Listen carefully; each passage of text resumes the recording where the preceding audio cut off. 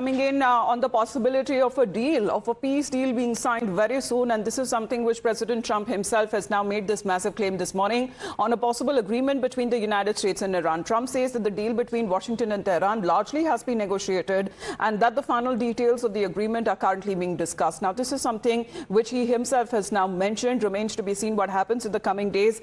Just yesterday, the Pakistani side, the mediation on Pakistani side was being done in Tehran, Pakistan.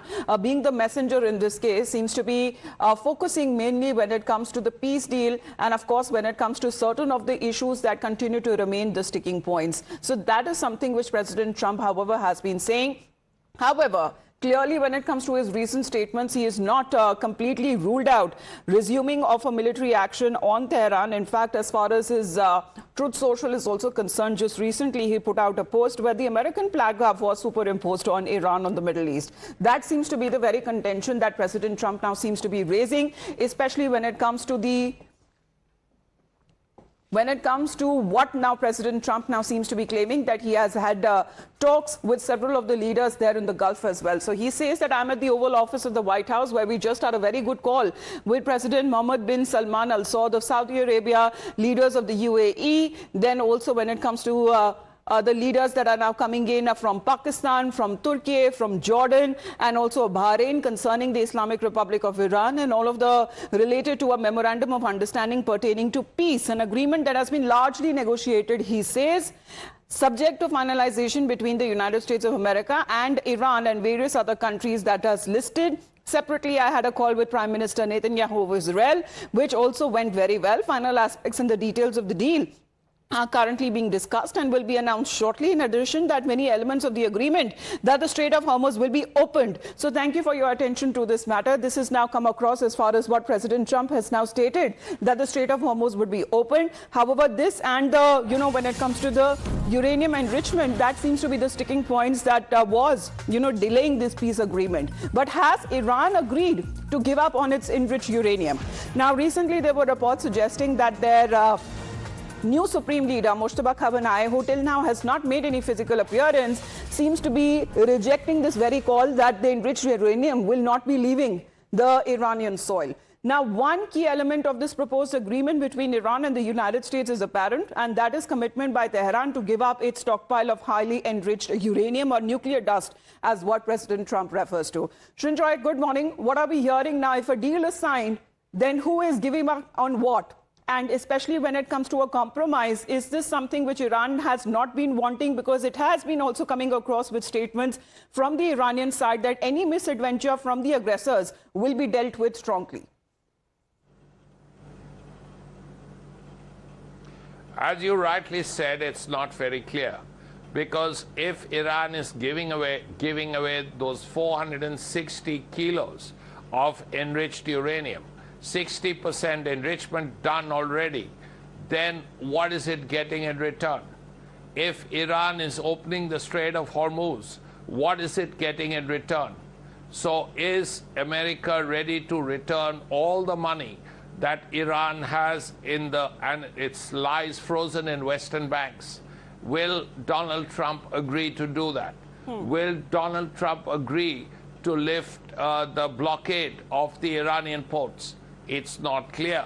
So these are issues that have to be ironed out. Yes. And if they're not ironed out, then this ceasefire of sorts will continue. It's better to have a ceasefire than to have open hostilities. Absolutely. Dr. Awad is also connected with us. Srinjoy, please to stay on with us. Dr. Awad, good morning.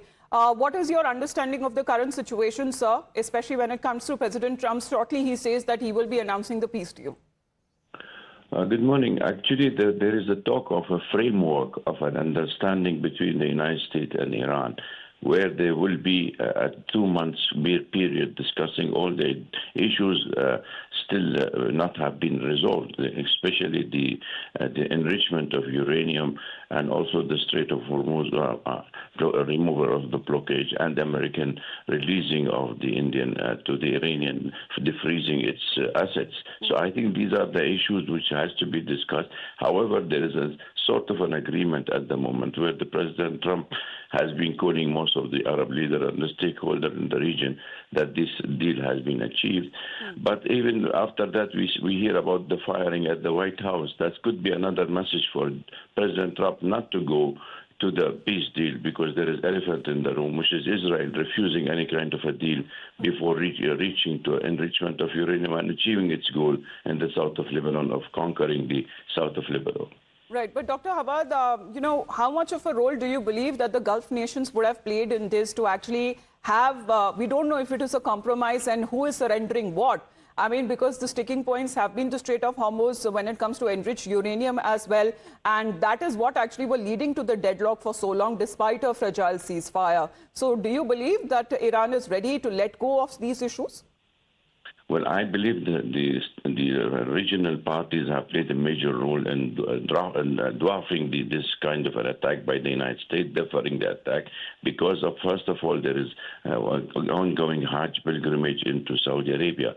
If any break of war right now, it will be a big catastrophe for Saudi Arabia to control a 2 million crowd, one, and also to let them go out of the country, because if the war break, Iran will retaliate, and there will be a total, war in the region.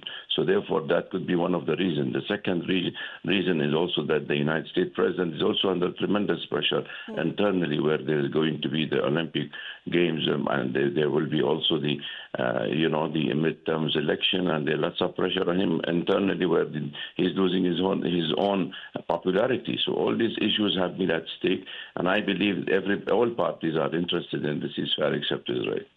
Well, let's see if that Israel has agreed to this, because this seems to be a mention that has been done by President Trump in his post as well, that he also had a conversation with the Prime Minister of Israel. Thank you very much, Dr. Abad, for your point of view. Well, if that is one of the issues there, because previously, Shintroy, there were reports coming in that if the U.S. does not directly attack, then it will give permission for Israel to go ahead with this attack. But however, it seems that some sort of peace deal involving Israel is also being reached, because President Trump have been speaking to all of the relevant stakeholders, including Prime Minister Netanyahu.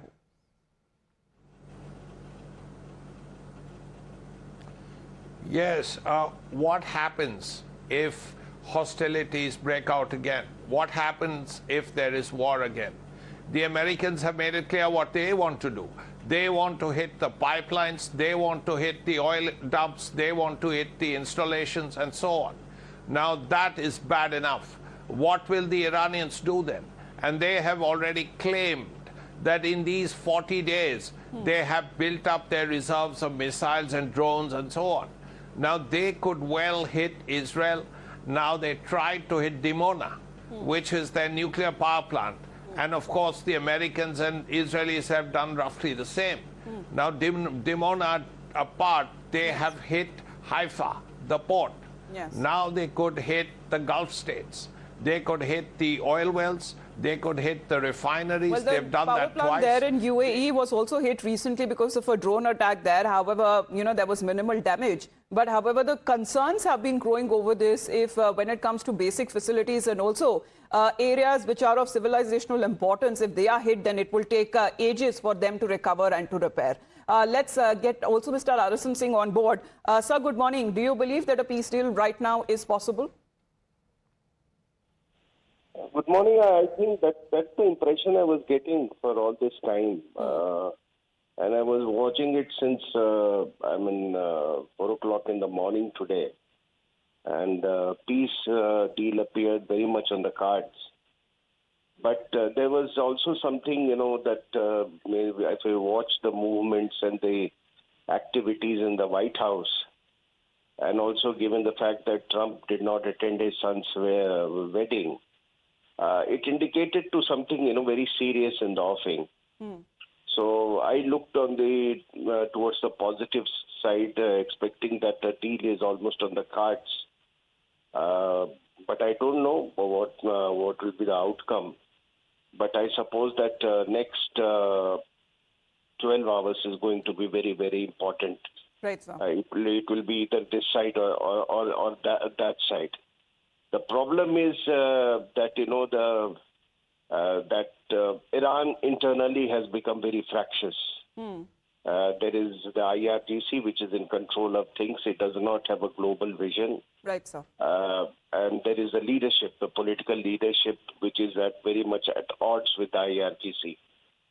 So, but yet I suppose that in next 12 hours, and Trump went on record to say that, Yes, we just he put out his categorically statement said saying that, he's been speaking to the relevant stakeholders there, leaders of the Gulf countries. He's also had a word with Prime Minister Netanyahu and Israel. And he says that the announcement is expected shortly, and also mentioning that the Strait of Hormuz would be open. So is that a compromise or something which Iran has decided to let go, and in return of what? Well, the details would be clear if an announcement is made soon. Thank you very much, Mr. Arasan Singh, for your point of view.